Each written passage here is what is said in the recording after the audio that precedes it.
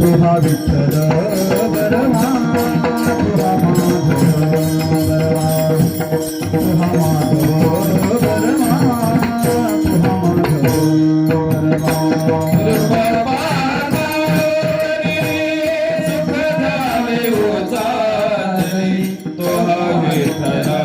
बरवा तुहा माधव बरवा तुहा माधव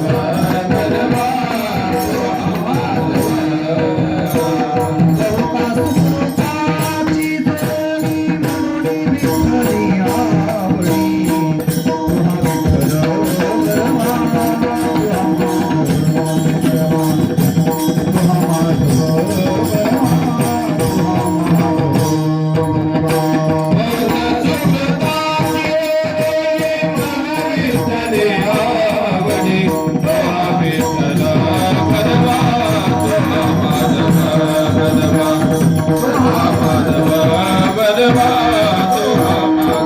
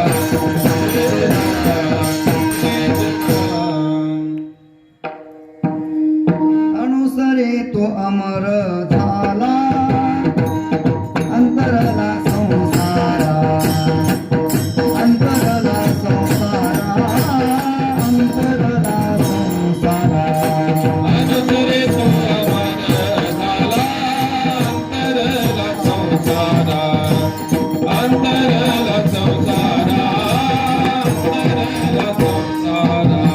अनुसरे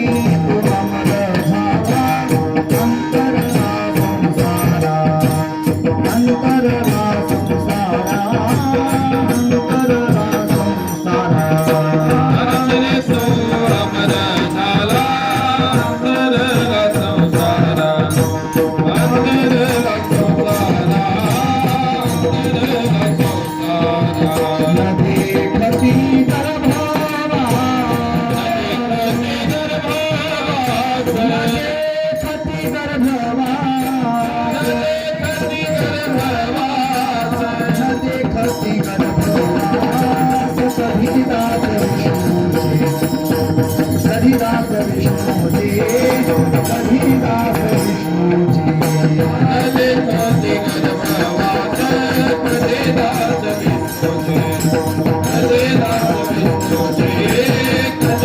तुझा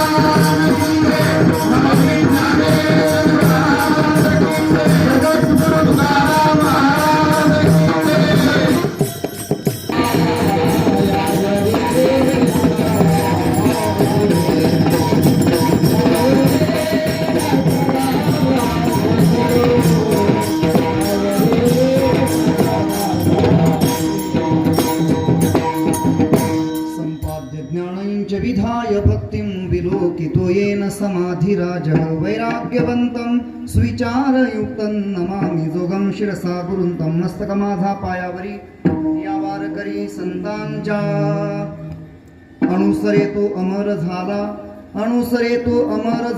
अंतरला संसारा न देखती गर्भवास कधी दास विष्णूचे प्रस्तुत प्राप्त प्रसंगी प्राप्त स्थळी कीर्तन रूपी सेवेसाठी घेतलेला अभंग जगद्गुरु तुकोबाराय यांच्या अभंग गाथ्यातील भगवान परमात्म्याची शरणागती प्राप्त झाल्यानंतर भगवान परमात्म्याची शरणागती केल्यानंतर जीवनामध्ये जो अनुभव प्राप्त झाला या अनुभवाचा अनुवाद करणारा हा अभंग आहे.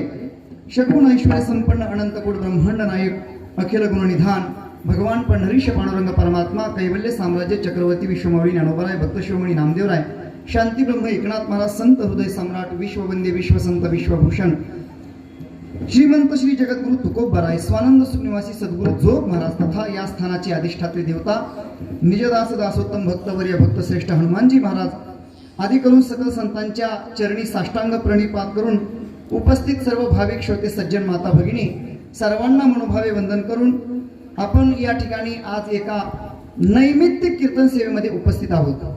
निमित्त आपणा सर्वांना ज्ञात आहे. कैलासवासी मथुराबाई मधुकरराव काजगुंडे यांच्या प्रथम वर्ष श्राद्धाच्या निमित्ताने या ठिकाणी आज कीर्तन महोत्सव आणि उद्या त्या ठिकाणी महाप्रसादाचा कार्यक्रम होणार आहे. परमपूजनीय परमश्रद्धेय आदरणीय हरिभक्ती पारायण ज्येष्ठ श्रेष्ठ ज्यांनी आपल्या परिसरामध्ये निरपेक्ष बुद्धीने परमार्थिक सेवा अव्याहतपणे चालू ठेवलेली आहे असे आपणा सर्वांचे श्रद्धास्थान परमपूजनीय विनायक बाबा काजगुंडे यांच्या मातोश्रीच्या या प्रथम वर्ष श्राद्धाच्या पुण्यस्मरणानिमित्त या ठिकाणी आपण सर्वजण जमलेलो आहोत. त्यांचे बंधू श्रीयुत अच्युत मधुकरराव काजगुंडे आणि तथा सर्व काजगुंडे परिवार समस्त ग्रामस्थ यांच्या सहकार्याने या ठिकाणी आणि पंचक्रोशीतील उपस्थित सर्व गुणीजन मंडळी या ठिकाणी उपस्थित आहेत. मृदंग साथीसाठी झुंबर महाराज आहेत, संगीत विशारद परमेश्वर महाराज, आपले उमेश महाराज आहेत आणि ही सर्व पंचक्रोशीतील भजनी मंडळी आणि आदरणीय आमचे कृष्णा महाराज ही उपस्थित आहेत या ठिकाणी. आणि महाराजांवर प्रेम करणारे सर्व पंचक्रोशीतील सामाजिक क्षेत्रातील राजकीय क्षेत्रातील सर्व मातब्बर मंडळी या ठिकाणी उपस्थित आहेत. वारकरी संप्रदायाची विशेष ज्यांना आवड आहे आणि वारकरी संप्रदायाचं विशेष जे कार्य करतायत असे आमचे आदरणीय माऊली तात्या गडदे मामा या ठिकाणी महाराजांवर अत्यंत प्रेम असल्यामुळं खूप धावपळ आहे. उद्या आमच्या शिबिराची समारोप आहे आणि सगळी धावपळ असतानाही महाराजांना शब्द दिला आणि या ठिकाणी मामाही आवर्जून उपस्थित आहेत. आदरणीय मधुकररावजी काजगुंडे सभापती या ठिकाणी उपस्थित आहेत. गावचे सरपंच सर्व ज्येष्ठ श्रेष्ठ मंडळी या ठिकाणी उपस्थित आहेत. परमपूजनीय विनायक बाबा काजगुंडे यांच्या मातोश्रींचं प्रथम पुण्यस्मरण आहे आणि या प्रथम पुण्यस्मरणानिमित्त आपण सर्वजण या कीर्तन सेवेच्या माध्यमातून एक प्रकारची श्रद्धांजली अर्पण करणार आहोत. शास्त्रामध्ये पुत्राच्या दृष्टिकोनातून जे उचित कर्तव्य सांगितलेलं आहे त्यातील श्राद्ध कर्माचा हा भाग एक अत्यंत महत्वाचा भाग सांगितलेला आहे. प्रत्येक मनुष्याच्या जीवनामध्ये मनुष्याने पितरांचं स्मरण वर्षातून 3दा केलं पाहिजे. शास्त्राचा असा आदेश आहे. 3 वेळा त्या ठिकाणी पितरांचं श्राद्ध कर्म केलं पाहिजे. पितरांना त्या ठिकाणी स्मरण करून त्यांची पूजा अर्चा केली पाहिजे. ते 3 कोणते आहेत दिवस तर ज्या तिथीला त्यांनी देह ठेवलेला आहे ती तिथी पितृ पंधरवड्यामध्ये ती तिथी आल्यानंतर आणि अक्षय तृतीयेला या 3 दिवशी विशेषत्वाने आपल्या पितरांचं स्मरण करायचं असतं आणि श्राद्ध कर्म करायचं असतं. काय आहे ज्ञानोबरायांनी नैमित्तिक कर्माचा विचार सांगत असताना विशेषत्वाने या गोष्टीचा आवर्जून उल्लेख केलेला आहे. आणि सोमसूर्य ग्रहणे येवणी करीती पार्वणी का माता पितर मरणे जे अंकित दिवस. मोबाईलचा सूर तिथे ठेवा म्हणजे विठ्ठला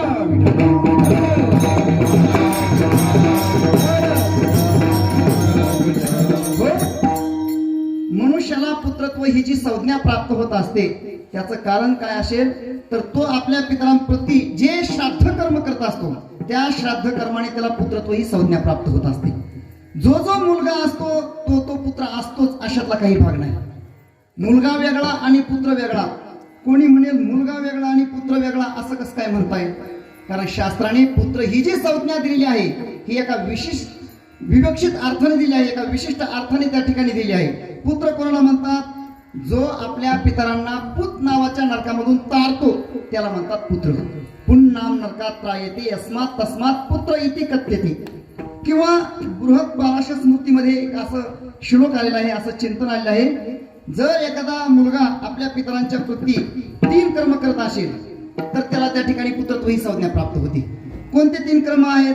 कोणते 3 कर्म त्याने केले पाहिजेत त्याचा विचार सांगत असताना व्यास महर्षींनी असं म्हटलेलं आहे, जीवतो वाक्य करणात क्षयाही भूरी भोजनात गयायम पिंडदानाच त्रिभिः पुत्रस्य पुत्रता. जीवतो वाक्य करणात आपले आई वडील जिवंत असताना त्यांची यथोचित सेवा करणे आणि त्यांच्या मनाप्रमाणे आपण आचरण करणे. जिवंत असताना ही सेवा करणे. नाही तर बऱ्याच वेळा असं घडतं की जिवंत असताना सेवा केली जात नाही, नंतर मात्र सेवा केली जाते. तुकोबाराय म्हणतात, हे तो चाळवा चाळवी केली आपणची जेवी, भुके नाही अन्न मेल्यावरी पिंडदान. हे तो चाळवा चाळवी केली आपणची जेवी. म्हणून जिवंतपणी देखील त्यांची सेवा केली पाहिजे आणि मरणोत्तर देखील सेवेचा भाग सांगितला आहे. त्यानंतर दुसरं कर्म सांगितलेलं आहे, क्षया हे भूरी भोजना. ज्या तिथीला आपल्या आई वडिलांनी देह ठेवलेला आहे त्या तिथीला पुष्कळ प्रकारचं आपण अन्नदान केलं पाहिजे. आणि गयायाम पिंडदानाचे गया क्षेत्र असेल किंवा तत्सम असणारं नाशिक त्र्यंबकेश्वर क्षेत्र त्या ठिकाणी जाऊन मात्या पित्यांच्या प्रित्यर्थ आपण जर त्या ठिकाणी उदक प्रदान क्रिया, पिंड प्रदान क्रिया, श्राद्ध कर्म करत असू तर त्रिभिः पुत्रस्य पुत्रता. या 3 गोष्टीने मनुष्याला पुत्रत्व ही संज्ञा प्राप्त होत असते. म्हणून मुलगा वेगळा आणि पुत्र वेगळा. जो मुलगा असतो तो पुत्र असतो अशातला काही भाग नाही. बऱ्याच वेळा अशी काही मुलं असतात की आपल्या पितरांचं त्यांना काहीच सोयी सुतक नसतं, कधीच चुकून श्राद्ध कर्म देखील घालत नाहीत. पण शास्त्र असं सांगतंय, देव पितृकार्याभ्याम न प्रमदितव्य. जर पितृकर्मामध्ये जर आपण काही हेळसांड केली तर मनुष्याच्या जीवनामध्ये पितृदोष जर लागला, पितर जर रुष्ट झाले तर ते पितर रुष्ट झाल्यानंतर देवाची कितीही आपण उपासना केली तरी पितरांचा रोष आपल्या जीवनामध्ये प्राप्त झाला की नेहमी अपयश येतं, काहीतरी अडीअडचणी येतात, संकट येतात. म्हणून माणसाने एक वेळ देवकर्म बाजूला ठेवावं. देवकर्मात पितृकर्म कर्मण श्रेष्ठ असा एक श्लोक आलाय. म्हणजे देव कार्यापेक्षा पितृकार्य हे अत्यंत श्रेष्ठ आहे. म्हणून आवर्जून संत महात्म्यांनी देखील या गोष्टीचा उल्लेख केला आहे. आणि सोमसूर्य ग्रहणी येवणी करीती पार्वणी माता पितर मरणीचे अंकित दिवस. ज्या तिथीला आपल्या आई वडिलांनी देह ठेवलेला आहे ती तिथी मनुष्याच्या जीवनामध्ये फार मोठ्या पर्वकाळाची स्थिती निर्माण करत असते. शांतीब्रह्मनाथ महाराज तर असं बोलतात, पुरुषासी पर्वकाळ जन्मात जोडे एक वेळ, मात्या पित्यांचा अंतकाळ ते धर्माची वेळ अति पवित्र. ती धर्माची वेळ अत्यंत पवित्र आहे. म्हणून ज्या तिथीला तारखेला नाही, बऱ्याच वेळा माणसं तारखेला अलीकडे श्राद्ध कर्म करतायत, कीर्तनकारांची तारीख भेटत नाही म्हणून त्यांच्या तारखेनुसार श्राद्ध कर्म, पण ते खरं श्राद्ध कर्म होत नाही. आपल्याकडे तिथीला सांगितलेलं आहे, ती तिथी महत्वाची आहे. म्हणून शास्त्राने जे उचित कर्तव्य सांगितलेलं आहे हे उचित कर्तव्य या ठिकाणी परमपूजनीय बाबांच्या माध्यमातून घडत आहे. आणि आपण देखील बाबांनी मला आज्ञा केली आणि या ठिकाणी सेवेसाठी उपस्थित झालेलो आहे. आई वडिलांच्या सेवेचं आपल्याकडे खूप मोठं महत्व सांगितलेलं आहे. शास्त्रामध्ये असं म्हटलेलं आहे की 4 गोष्टींना तुम्ही देव माना. मातृदेवो भव, पितृदेवो भव, आचार्य देवो भव, अतिथी देवो भव. या ठिकाणी भव हे जे क्रियापद आहे ते आज्ञार्थवाचक आहे. जरी तुला आई वडिलांमध्ये देव दिसत नसला तरी आई वडिलांना देव मानणारा हो. जरी तुला आचार्यांमध्ये गुरुमध्ये देव दिसत नसला तरी तू गुरुंना देव मानणारा हो. जरी तुला अतिथीमध्ये देव दिसत नसला तरी अतिथीमध्ये देव मानणारा हो. आई वडिलांच्या सेवेमध्ये फार मोठं सामर्थ्य आहे. आपण पंढरपूरला वारीला जात असतो. भगवान परमात्मा पंढरपूरला आले. भगवान परमात्मा कुठून आले, कसे आले, पंढरपूरला आले याचा सगळा संत महात्म्यांनी विचार सांगितला आहे. पुंडलिकाच्या भावार्था गोकुळी हुनी झाला येता, निज प्रेम भक्ती भक्ता घ्या घ्या आता म्हणत असे. भक्तराज पुंडलिकरायांच्या भक्तीमुळे त्या ठिकाणी भगवान परमात्मा पंढरपूरला आले. पण भक्तराज पुंडलिकरायांनी अशी कोणती तपश्चर्या केली कुठे गिरिकापटामध्ये जाऊन तपश्चर्या साधना आराधना करत होते का? नाही. केवळ आणि केवळ आई वडिलांची सेवा केली आणि आई वडिलांच्या सेवेमुळे आई वडिलांची सेवा केली आणि त्या भक्तीमुळे भगवान परमात्मा पंढरपूरला आले आणि त्या ठिकाणी तिष्ठत राहिलेले आहेत. किती युग? युगे 28 युग झालं भगवान परमात्मा त्या ठिकाणी उभे आहेत.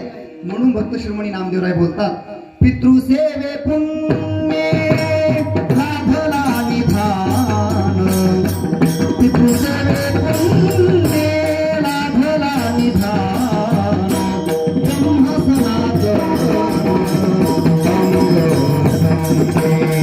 ब्रह्म सनातन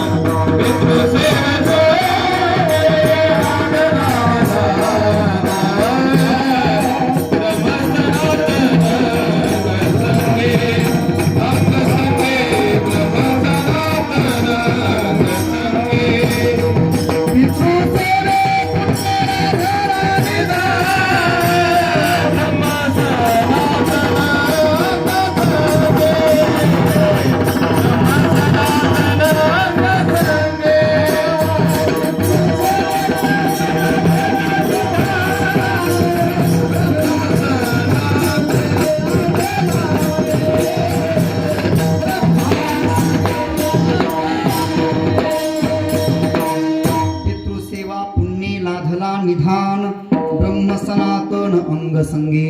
या भगवत भक्तीमुळे अर्थात आई वडिलांच्या सेवेमुळे भक्तराज पुंडलिकरायांनी भगवान परमात्म्याला प्राप्त करून घेतलं. आई वडिलांच्या सेवेमध्ये फार मोठं सामर्थ्य आहे. म्हणून आई वडिलांची सेवा करत असताना ज्ञानोबाराय म्हणतात, अक्षरशः आपला देह वळवून टाकण्याची वेळ आली तरी वळवून टाकावा. का? कारण सगळ्या तीर्थामध्ये अग्रगणी असणारे आई वडील आहेत. सकळ तीर्थाची धुरे जी का माता पितरे, तया सेवेशी कीर शिरी रोनकी जे. आई वडिलांची सेवा करायची. का सेवा करायची? त्याचं महत्वाचं कारण आपल्यावर आई वडिलांचे खूप मोठे उपकार आहेत. आपली भारतीय संस्कृती ही कृतज्ञता प्रधान संस्कृती आहे. कृतज्ञता प्रधान संस्कृती आहे. एक शब्द आहे कृतज्ञता आणि एक शब्द आहे कृतज्ञता. कृतज्ञता आणि कृतज्ञता याच्यामध्ये काय फरक आहे? जो मनुष्य केलेल्या उपकारांची जाण ठेवतो त्याला म्हणतात कृतज्ञ, आणि जो मनुष्य केलेले उपकार विसरून जातो आणि अपकार करतो त्याला म्हणतात कृतज्ञ. आपली भारतीय संस्कृती ही कृतज्ञांची नाही, कृतज्ञांची आहे. कृतज्ञता प्रत्येक कृतीमध्ये आपली भारतीय संस्कृती जपायला सांगते. पहा, तुम्ही तुमच्या लक्षात आणून देतो किती कृतज्ञता प्रधान भारतीय संस्कृती आहे. आपण आपल्या या सणावारांमध्ये अनेक प्रकारचे सण साजरे करतो. या सणामध्ये किती कष्ट घेतले, हाडाची काढ करून, रात्रीचा दिवस रक्ताचं पाणी करून लहानाचं मोठं केलं आणि एकाएकी केला मिराशीचा धनी. सगळी संपत्ती आपल्या ताब्यात देऊन ठेवली. एवढे आई वडिलांचे आपल्यावर जर उपकार असतील तर त्यांच्या ऋणातून आपण कशाने उत्तीर्ण होऊ? त्यांच्या ऋणातून आपण कशानेही उत्तीर्ण होऊ शकत नाही. फक्त शास्त्राने जे श्राद्ध कर्म करायला सांगितलं आहे ते श्राद्ध मात्र आपण यथोचित केलं पाहिजे. ते श्राद्ध जर यथोचित आपण कर्म केलं तर पितर आपल्यावर संतुष्ट होतात आणि तुका मने पितर आशीर्वाद देते, कल्याणाची दया गोळा, कल्याणाची दया गोळा, कल्याणाची दया गोळा.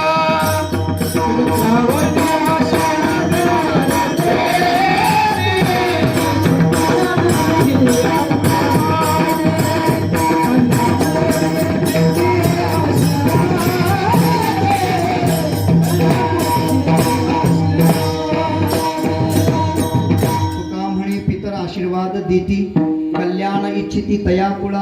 अशा पद्धतीने आपल्यावर पितर संतुष्ट होऊन आशीर्वाद देत असतात. म्हणून हे यथोचित जे शास्त्राने सांगितलेलं कर्म आहे हे कर्म आपण करत राहिलं पाहिजे.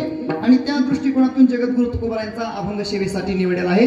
तुकोबाराय या अभंगामध्ये भगवान परमात्म्याची शरणागती केल्यानंतर जो अनुभव आला त्या अनुभवाचा अनुवाद करतायत. एकंदर भगवत शरणागतीचा अनुभव सांगतायत. मानवी जीवनामध्ये प्रत्येकाला अमरत्वाची इच्छा आहे. अमरत्वाची प्रत्येकाला इच्छा आहे. आपण जर या सृष्टीतील प्रत्येक जीवाचा विचार करू गेलो, या सृष्टीमध्ये किती जीव आहेत? असंख्य जीव आहेत. शास्त्र सांगते की 84 लाख योनी आहेत. जवळजवळ 84 लाख जीव आहेत. या सगळ्या जीवांचा आपण विचार केला तर कुठल्याही जीवाला असं वाटत नाही आपण मेलं पाहिजे, आपल्याला मरण यावं असं कुठल्याही जीवाला वाटत नाही. कोणताही जीव घ्या मग तो मनुष्य असो किंवा कुठल्याही योनीतला जीव घ्या, प्रत्येकाला असं वाटतं आपण कायम राहावं, कायम असावं. शांतीब्रह्मनाथ मला सांगतात मज लागी आगा मर हा बोलणं सहाती. ज्ञानोबा बोलतात मर असं एखाद्याला म्हटलं तर तो म्हणतो तू मर, तुझा बाप मरू दे, तुझं कुळ मरू दे, मला कशाला मर म्हणतो. मर हा शब्द देखील माणसाला सहन होत नाही.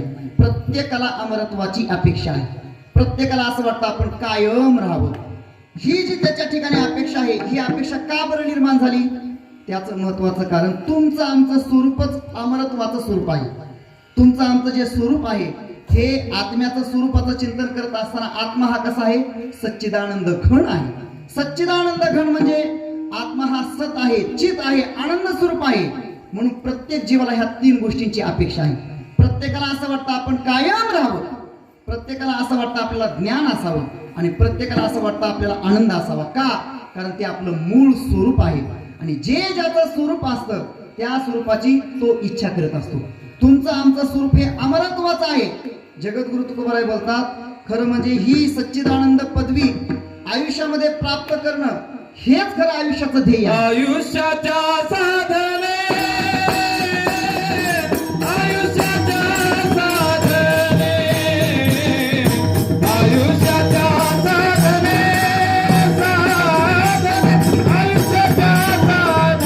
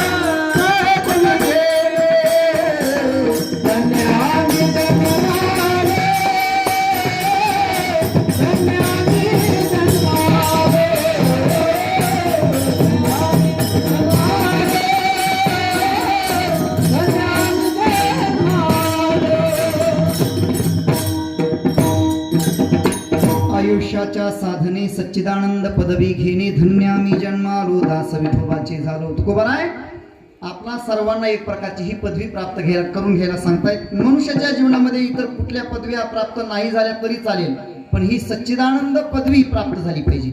आणि या सच्चिदानंद पदवीची अपेक्षा प्रत्येक मनुष्याला आहे. तुमच्या लक्षात आणून देतो, हा सच्चिदानंद शब्द थोडासा जड वाटत असेल, पण सच्चित आनंद याचा अर्थ काय आहे. सत म्हणजे माणसाला कायम असा वाटतं, चित म्हणजे माणसाला ज्ञान असं वाटतं आणि आनंद म्हणजे प्रत्येकाला सुख असं वाटतं. या ठिकाणी बसलेला असा कुठला मनुष्य आहे बरं त्याला असं वाटतं की आपण लवकर जावं, असं कोणालाही वाटत नाही, म्हणजे सतची अपेक्षा आहे. बरं या ठिकाणी असा कुठला मनुष्य आहे की आपल्याला ह्या गोष्टीचं अज्ञान असावं, आपण अज्ञानी असावं, कोणाला असं वाटतं का. एखाद्याला म्हटलं तू जरा शांत बस बरं, तुला काही कळत नाही, मज लागी दुःख व्हावे ऐसे कोणी भाविना जीवे. म्हणून प्रत्येक जीवाला या सच्चिदानंद घन पदवीची अपेक्षा आहे, कारण हे तुमचं आमचं स्वरूप आहे आणि स्वरूप असल्यामुळे अमरत्वाची अपेक्षा प्रत्येकाला आहे. आणि ही अमरत्वाची अपेक्षा प्रत्येकाला असल्यामुळं हे अमरत्व प्राप्त होण्यासाठी जगद्गुरु तुकोबाराय आपला स्वात्मानुभव सांगतायत. भगवान परमात्म्याला शरण गेल्यानंतर ही अनुभूती प्राप्त होते, अमरत्व प्राप्त होतं. खरं म्हणजे तुकोबाराय आपला पारमार्थिक अनुभव सांगतायत. मनुष्याच्या जीवनामध्ये कोणता ना कोणता तरी आपल्याला अनुभव दिसून येतो, अनुभव दिसत नाही असा एकही मनुष्य पाहायला मिळत नाही. प्रत्येकाच्या जीवनामध्ये काही ना काहीतरी अनुभव असतोच. कोणाच्या जीवनामध्ये सामाजिक क्षेत्रातील अनुभव असेल, कोणाच्या जीवनामध्ये क्रीडा क्षेत्रात दान धर्म करायचा म्हणला की माणसाचा हात असा थर थर थर थर थर थर कापतो. महाराज कधी दान धर्म करत नाही. एक मनुष्य असाच पंढरपूरला गेला आणि असणाऱ्या त्या त्या क्षेत्रातील अनुभवामुळे म्हणून मानवी जीवनामध्ये अनुभव अत्यंत महत्वाचा आहे. खरं म्हणजे व्यावहारिक जीवनामध्ये अनुभव जसा महत्वाचा आहे ना, अगदी त्याचप्रमाणे पारमार्थिक जीवनाची वाटचाल करत असताना अनुभव त्याही पेक्षा काही पटीने श्रेष्ठ आहे, महत्वाचा आहे. जगद्गुरु तुकोबाराय बोलतात, आपली जी काही ही सगळी साधना चाललेली आहे, परमार्थाची भगवत भक्तीची जी साधना चाललेली आहे, या साधनेचा उद्देश भगवत स्वरूपाचा आपल्याला अनुभव यावा, याच्यासाठी जर आपला उद्देश नसेल आणि आपली साधना चाललेली असेल तर तुकोबाराय अशा जीवनाचा धिक्कार करतायत. अनुभवावाचून बरोबर ते अनुभवावाचून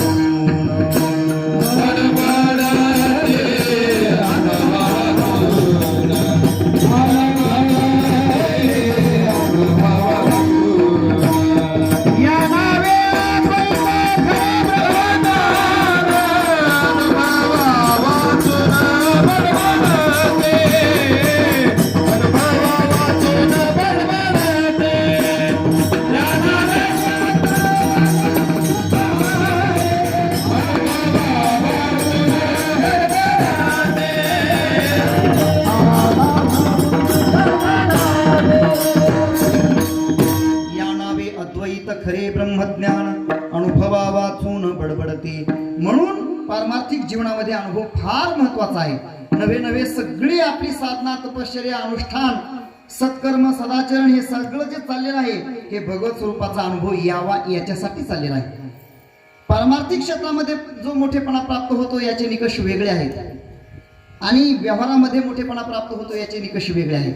व्यवहारामध्ये सामान्यपणे कोणाला मोठेपणा प्राप्त होतो? ज्ञानोबराय बोलतात, जयाचे आयुष्य धाकुटे होय, बळ प्रज्ञा जिरोणी जाय, तयाचे नमस्कारिती पाय वडील म्हणून. ज्यांचं आयुष्य कमी राहिलेलं आहे, बळ बुद्धी नष्ट होत चाललेली आहे, त्यांना वडीलधारे म्हणून नमस्कार केला जातो आणि करावाही.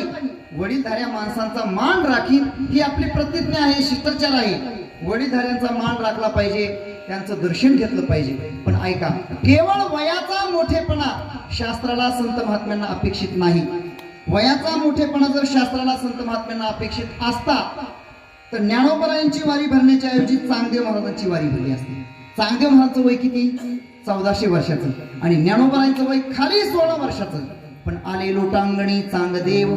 बऱ्याच वेळा काय होतं, माणसाचं वय वाढत जातं पण वय परत्वे विचार प्रगल्भता येत नाही, विचारामध्ये प्रगल्भता येत नाही, विचारामध्ये परिपक्वता येत नाही. बरीच माणसं वय पहा तुम्ही, जगद्गुरु तुकोबाराय बोलतात, काही काही माणसं अशी असतात की सगळी केस पिकलेली असतात, परंतु शेजाऱ्या पाजाऱ्याबरोबर कसं त्या ठिकाणी युद्ध जिंकलं, रावणाचा वध केला आणि लंकेवर विजय प्राप्त केला, सीता मातेला घेतलं आणि सगळी वानरसेना घेऊन परमात्मा अयोध्येला आले.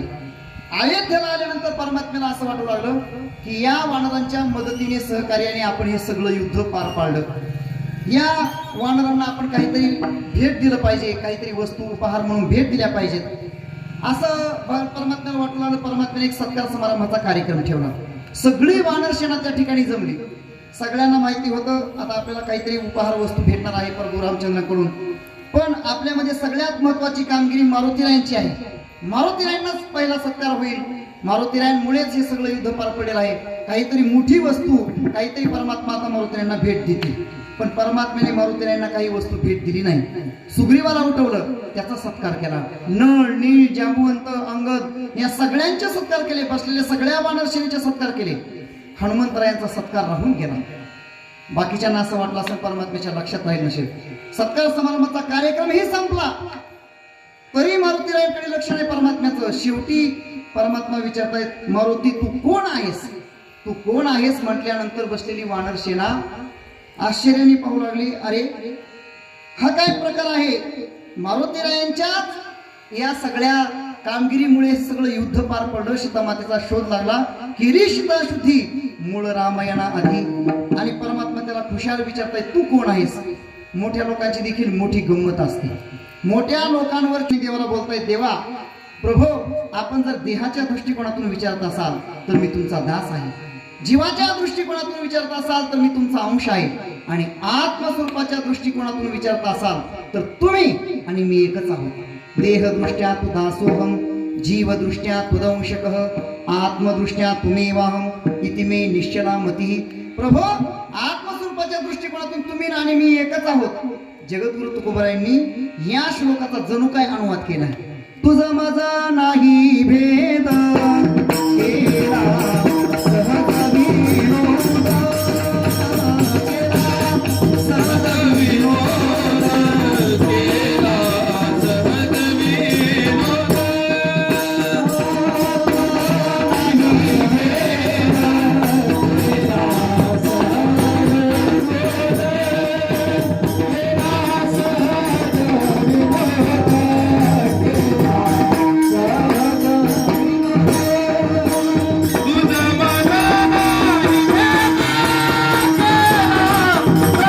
विनोद, केला सहज विनोद,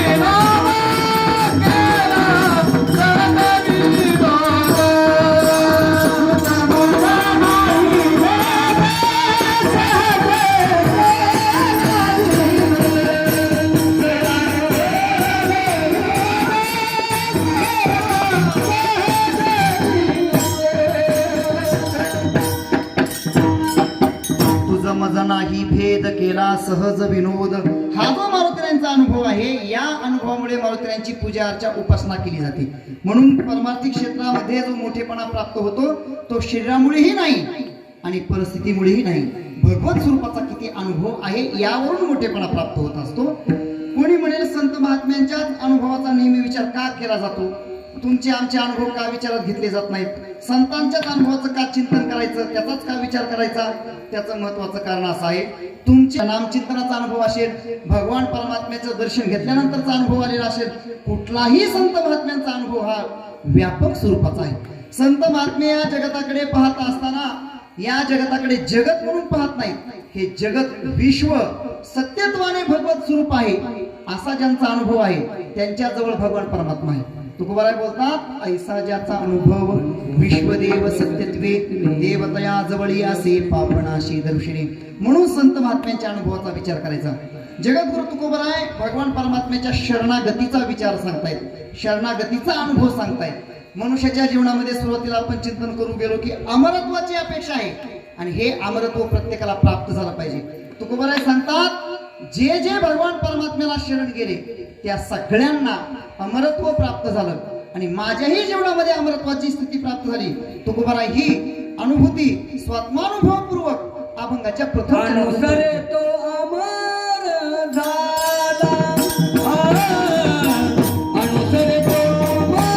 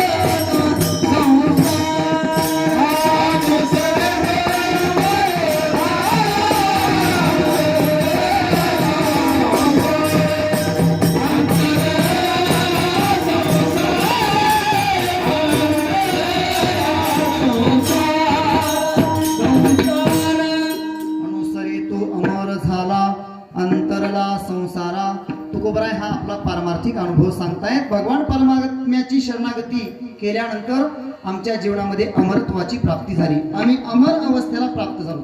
खरं म्हणजे संत महात्म्यांच्या जीवनामध्ये अतिमृत्यू अवस्था प्राप्त झाली असते.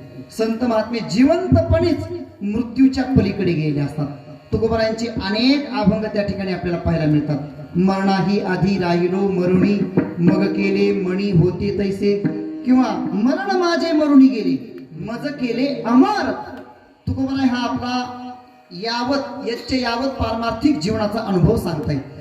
यावत पारमार्थिक जीवनामध्ये संपूर्ण जीवनामध्ये भगवत शरणागती केली आणि त्या शरणागतीमुळे आम्हाला अमरत्व अवस्था प्राप्त झाली. तुकोबारायांचा हा पारमार्थिक अनुभव आहे. तुकोबारायांनी सांसारिक अनुभव सांगितलेला नाही. सांसारिक अनुभव का